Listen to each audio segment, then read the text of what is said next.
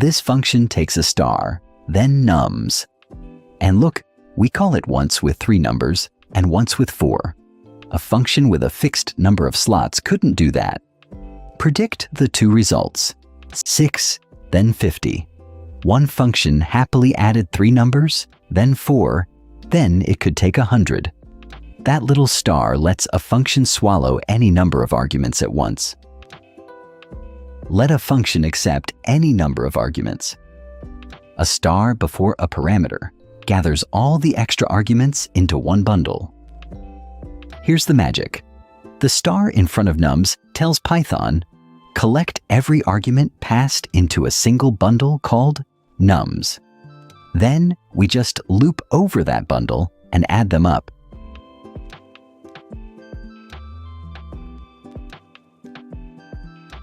The star means scoop up all the positional arguments into one collection named nums. Inside, nums is just something we can loop over, however many values it holds. 3 arguments here, 4 on the next line. The star doesn't care how many, 6 and 50 from the exact same function. This is how print itself works. It takes 1 item or 20. The star is what makes a function flexible about how many things you hand it. When you call total with 1, 2, 3, the star packs them into nums. Nums becomes a bundle, holding all of them at once. So a single parameter captures as many arguments as you throw at it. You can require some arguments and still catch the rest with a star. You'll often want 1 normal parameter plus a flexible tail. Here, greeting is required and fixed, and the star on names grabs everyone else.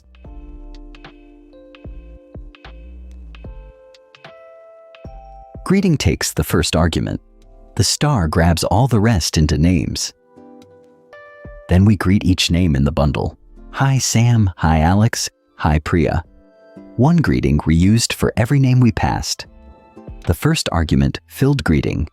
The star swept up all the others, fixed up front, flexible after. Real quick, if this is clicking for you, tap that like button. It genuinely helps other beginners find the series. And hit subscribe so the next episode lands right in your feed. And 2 stars do the same for named arguments. 2 stars, kwargs, does the same trick for keyword arguments, the ones you pass with names. It gathers them into a bundle of name-value pairs. Double star scoops up every named argument into a bundle called info. So passing name and age with equals signs lands them both inside info. There's the bundle, name Sam, age 20, captured as labeled pairs. We'll unpack these properly when we reach dictionaries later. For now, just know double star catches any number of named arguments the way single star catches positional ones. So the pair works like this. 1 star, args, catches the loose positional values, the ones you pass by position. 2 stars, kwargs, catches the named ones, the ones you pass with an equals sign.